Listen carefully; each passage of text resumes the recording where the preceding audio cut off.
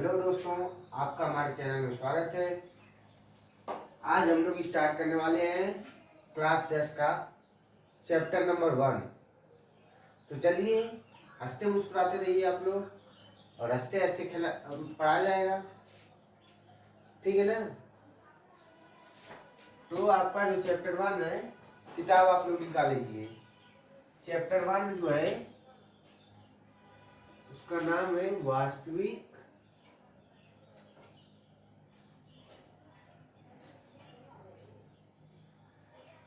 संख्याएं।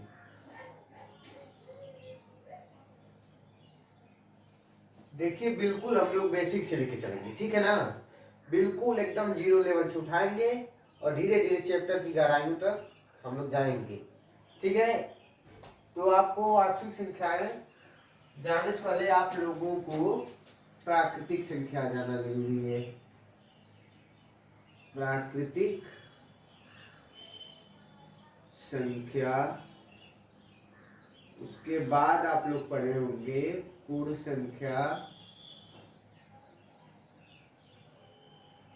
और पढ़े होंगे आप लोग अभाज्य संख्या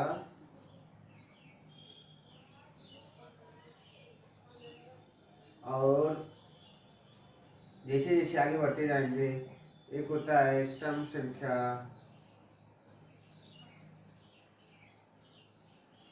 विषम संख्या,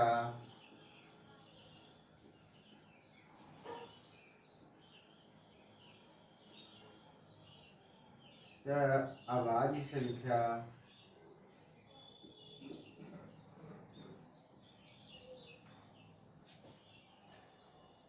ठीक है।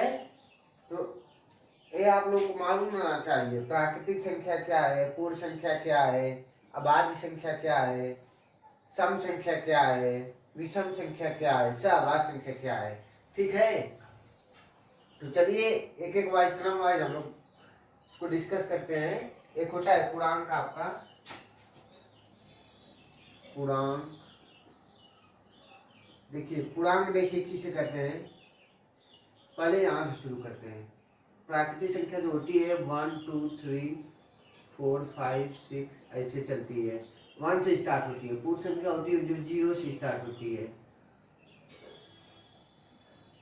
ठीक। अभाज्य संख्या होती है जो खुद से कटती है, 2 3 5 7 ऐसे। सम संख्या क्या होती है जो 2 से कट जाए, 6 8 10 ऐसे, ठीक है। विषम संख्या होती है जो 2 से नहीं कटे। सहभाज्य संख्या, सहभाज्य संख्या देख लीजिए, आपको इसको इंग्लिश में बोलते हैं को प्राइम नंबर। ऐसी दो संख्याओं का जोड़ा जिनका कॉमन गुणनखंड 1 हो। जैसे हम 3 और 5 ले लिए, इसका कॉमन गुणनखंड 1 होगा, ये सहभाज्य संख्या कैटेगरी में आएगी।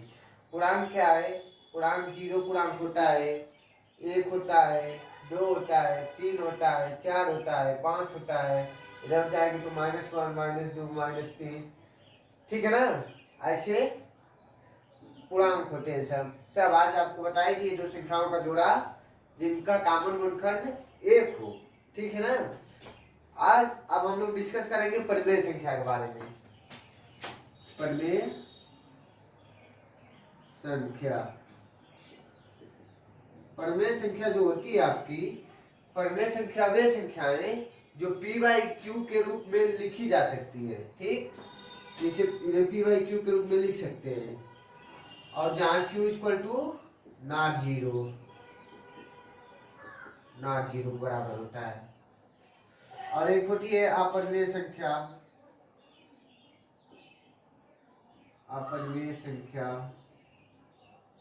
इन्हें हम p/q के रूप में नहीं लिख सकते हैं,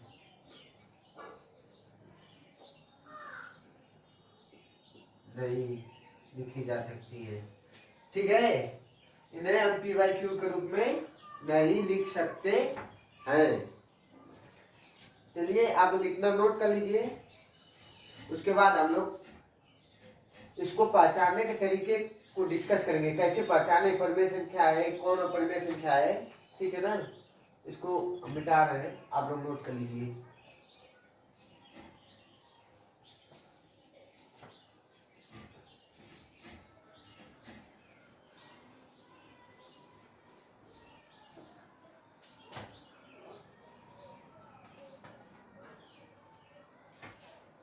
तो देखिए परिमेय संख्या को कैसे पहचाना जाए।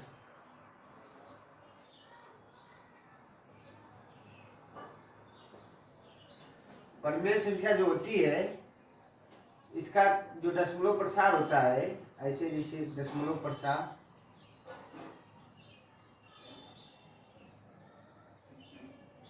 या तो शांत होगा या फिर अशांत आवर्ती होगा।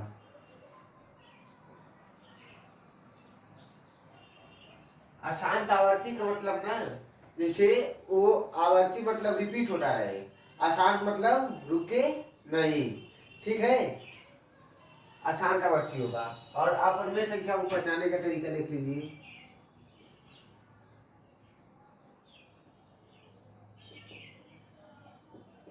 ये अशांत, इनका दशमलव प्रसार अशांत अनावर्ती होता है। अनावर्ती का मतलब कुछ का कुछ है, और इसमें जैसे 1.333 ऐसे है, रिपीट करें एक ही अंक, ठीक है ना। तो आप लोग इसको पहचानने का तरीका जान गए होंगे। आप चैप्टर की तरफ फॉलो करते हैं, इसको उठा लीजिए आप लोग।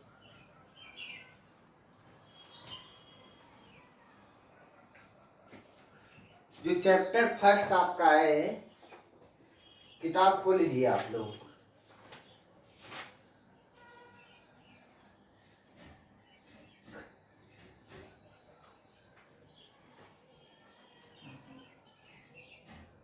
वो पहले यूक्लिड विभाजन एल्गोरिथम से शुरू हो रहा है। तो पहले तो आप लोगों को जानना जरूरी है एल्गोरिथम होता क्या है, ठीक। और यूक्लिड जी द्वारा दिया गया एल्गोरिथम है, इसलिए इसको यूक्लिड विभाजन एल्गोरिथम कहते हैं।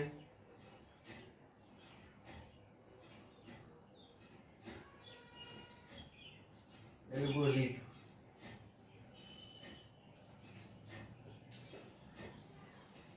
देखिए इसको ध्यान से देखिए। यूक्लिड विभाजन एल्गोरिथम जो होता है वो सुपरिभाषित चरों की एक श्रृंखला होती है, जिसे हम विशेष प्रकार की समस्या को हल करने के लिए क्या करते हैं, यूज करते हैं, ठीक ना। जैसे मान लीजिए आपको चाय बनाना है, तो चाय पत्ती चाहिए, आपको पानी गर्म करना पड़ेगा, आपको उसके बाद उसमें दूध डालना पड़ेगा, स्टेप वाइज स्टेप कर्म करेंगे ना, तब ना चाय बनेगा। इसी तरह एल्गोरिथम होता है, उसमें स्टेप बाय स्टेप कुछ काम करते हैं, उसके बाद हमको प्रॉब्लम का सलूशन क्या होता है, मिल जाता है, ठीक ना।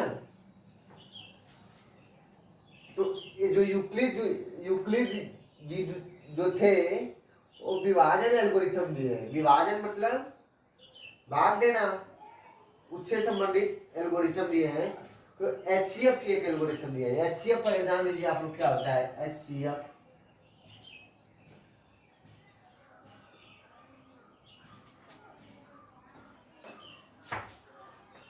एचसीएफ आपका अभी बता रहे, रुक जाइए।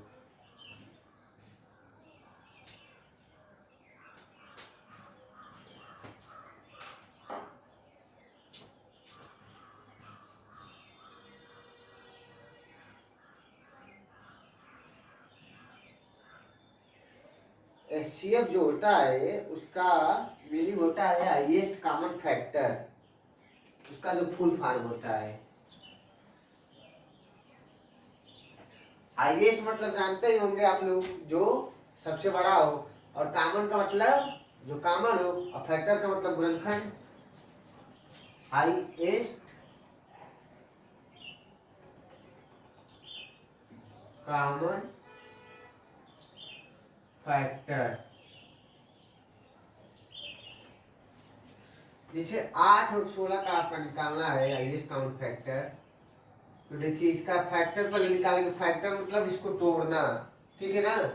1 होगा, इसका फैक्टर 2 होगा, 4 होगा, इसका 1 होगा, 2 होगा, फिर 2 होगा, 2 हो गया, 4 होगा, 2 होगा। तो देखिए कॉमन इसमें 2 है, 2 है, और 4 है, 4 है। यहाँ पर हम 8 ले सकते हैं, 8 लेंगे तो दिक्कत हो जाएगी। 2 हो गया, 4 हो गया, 4 दूनी 8, फिर 2 ही होगा, और 8 भी इसका फैक्टर हो सकता है, इसका भी 8 फैक्टर हो सकता है। चलिए, तो जो कॉमन है 8 8 कॉमन है, लेकिन सबसे बड़ा इसमें 8 ही है कॉमन। फैक्टर फैक्टर हो गया, ये कॉमन 8 8 हो गया, और हाईएस्ट कॉमन फैक्टर पूछा है, तो हाईएस्ट कॉमन फैक्टर कौन है? 8 है कि नहीं? 8 है ना भाई, बोलिए आप लोग, 8 इसका हाईएस्ट कॉमन फैक्टर है। तो यूक्लिड जी जो दिए थे ना, वो देखिए उनके द्वारा वो कैसे बताए थे, इसको ऐसे भी 8 और 16 को कर सकते हैं, 16 8 8 और 16, यहाँ 0 आ गया तो 8 इसका एचसीएफ हो जाएगा। चलिए अब आगे देखते हैं यूक्लिड जी का जो है, यूक्लिड जी बताए थे, जैसे किताब का आप लोगों का एक क्वेश्चन ले रहे हैं, क्वेश्चन नंबर आपका हम ले रहे हैं 455 और 42 का एचसीएफ, और 42 का एचसीएफ कैसे निकालेंगे यूक्लिड विभाजन एल्गोरिथम से। तो देखिए पहले क्या लिखते हैं, यूक्लिड विभाजन एल्गोरिथम से, ठीक। सबसे पहले जो बड़ा रहेगा उसको ऐसे लिखेंगे 455, और 42 को यहाँ पे लिखेंगे। अब इसको देखिए, इसमें किसका गुणा करना है और किसको जोड़ना है, देखिए अब यहाँ हम करके बताते हैं। 455 ऐसे ले लेंगे, अब 42 का इसमें हाथ देंगे, 42 से कम 42, यहाँ बचेगा 3 5, अब भाग जाएगी नहीं जाएगी, 0 भाग जाएगी, ठीक है ना, तो 35 बचेगा। अब फिर 35 का देंगे बाद 42 में, 35 से कम 35, और बचेगा आपका कितना 7, अब 7 का भाग देंगे 35 में, 7 बचे 35, अब 0 आ गया। ये देखिए जब तक ये तब तक करते रहेंगे जब तक यहाँ पे 0 ना आ जाए। पहले देखिए 42 का 10 बार किए हैं तो 35 आया है, फिर 35 को काटे हैं, 42 नहीं काट पाया है तो फिर 42 को हम 35 से काटेंगे, फिर 35 को काटेंगे 7 से, जब तक जाके 0 आया है। तो जो बात इसको बोलते हैं भाज्य, इसको बोलते हैं भाजक, और इसको बोलते हैं भागफल, और इसको बोलते हैं शेषफल, शेष, और ये भी शेष है सर। तो देखिए जो भाज्य होता है वो भाजक गुणे भागफल, भागफल आया है 10 और शेषफल आपका आया है यहाँ पे 35। Step number first. अब स्टेप 2 में क्या लिखा आएगा, अब स्टेप 2 में भाजक के बन जाएगा 42 और भाज्य कौन बन जाएगा 35, और इसका आया है भागफल आपका कितना, एक बार गया है, और शेष जो होता है 7। स्टेप 3 देखिए, अब इसमें कौन बन जाएगा भाजक, भाज्य जो बनेगा वो 35, और आपका यहाँ पे आएगा, यहाँ से देख लीजिए 7 गुणे 5 प्लस 0 लिखेंगे, चूंकि आर का मतलब शेषफल बराबर 0, अतः एचसीएफ 455 और 42 का क्या होगा 7, ठीक है ना। तो ऐसे स्टेप आपको तब तक करना पड़ेगा फॉलो जब तक यहाँ पे 0 ना आ जाए, जब 0 आ जाएगा वही उसका एचसीएफ होगा जो यहाँ पे बचेगा, ठीक। इसको a equal to b q plus r के रूप में लिख सकते हैं, जहाँ पर r का मान हमेशा b से छोटा होगा और 0 से बड़ा या उसके बराबर होगा। इसका मतलब होता है बड़ा या बराबर। जिसे मान लीजिए 5 है, इसमें 2 से भाग देंगे, 2 दूनी 4, 1 बचेगा, तो इसका जो ये r है, यही ना r है, इसका मान जो होगा हमेशा किससे छोटा होगा, b से। बी से हमेशा छोटा होगा, बी ए 2 से हमेशा छोटा होगा और 0 से हमेशा बड़ा होगा। तो देखिए 0 से बड़ा है या इसके बाद 0 भी आ सकता है, लेकिन इससे छोटा नहीं आएगा। चलिए इसको आप लोगों को जाना जरूरी था।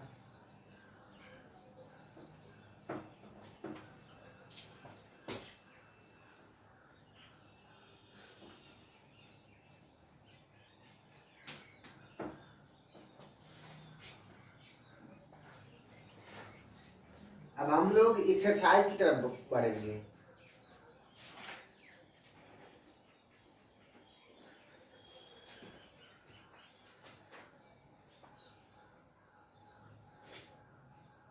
एक्सरसाइज में जो फर्स्ट क्वेश्चन है 135 और 225, 196 और 38 और 220, और जो क्वेश्चन नंबर थर्ड 867 और 225 का यूक्लिड विभाजन एल्गोरिथम से निकालना है। तो आप लोग निकाल लीजिएगा। आप लोग भी थोड़ा मेहनत कीजिए, पूरा हम ही करेंगे तो आप लोगों को दिक्कत, आप लोग नहीं कर पाएंगे अपने मन से। अब देखिए क्वेश्चन नंबर दो जो दिया है, दर्शाइए कि कोई धनात्मक विषम पूर्णांक 6q+1, 6q+3 और 6q+5 के रूप का होता है।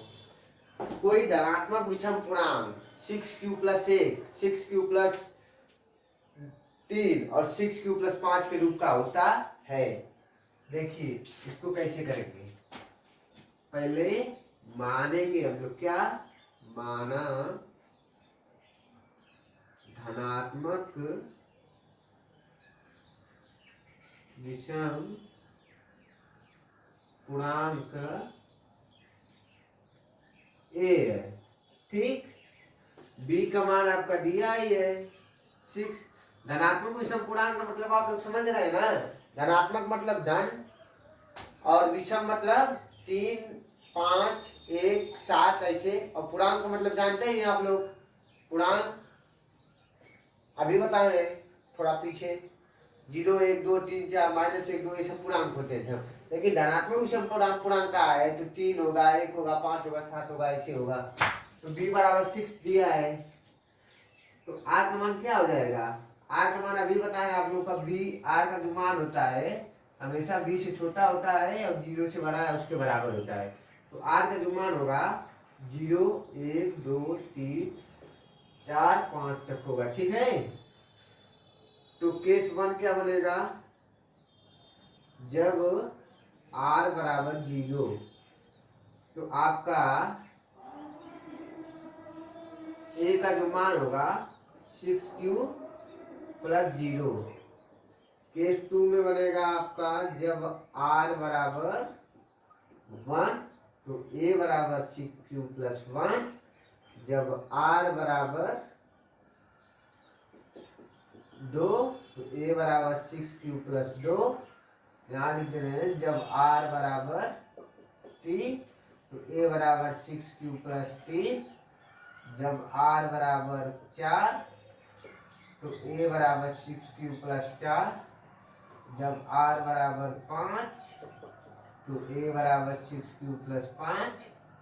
तो देखिए आप लोग इसमें हमको विषम पूर्णांक करना है ना, तो a जो आपका 6q+2 है, 6q+4 है और 6q+0, ये आपका ना सम होगा, क्योंकि ये 2 से विभाजित है। लिखेंगे आप चूंकि 6q+2 और 6q+4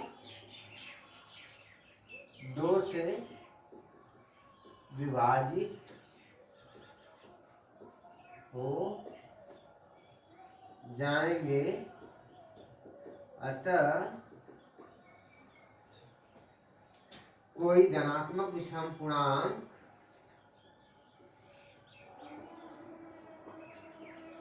विषम पूर्णांक 6q+2, 6q+4, 6q+2 नहीं 6q+1, 6q+3 और 6q+5 के रूप का होगा, ठीक है ना। ऐसे आप लोगों को लिखना है बोर्ड में, जैसे लिखे हैं, ठीक है। चलिए अब नेक्स्ट क्वेश्चन जो दिया है उसको देखते हैं।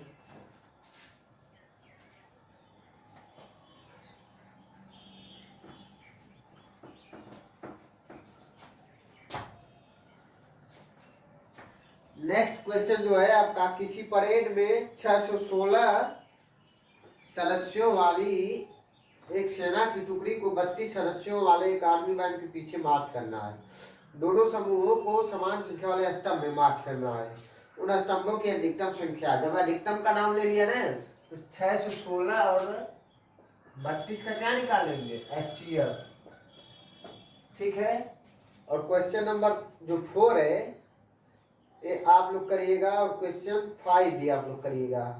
तो इस प्रकार से आप लोगों का, अगर नहीं आया तो आप लोग कमेंट में लिख सकते हैं, हम इसको बता देंगे, लेकिन आप लोग कोशिश कीजिएगा। क्वेश्चन प्रश्नावली 1.1 समाप्त हो गई। थैंक यू दोस्तों, चैनल को सब्सक्राइब करना ना भूलें। और वीडियो आपको अगर चाहिए तो कमेंट में लिखें, जिस चैप्टर का आपको चाहिए वो चैप्टर हम बना देंगे। ठीक है।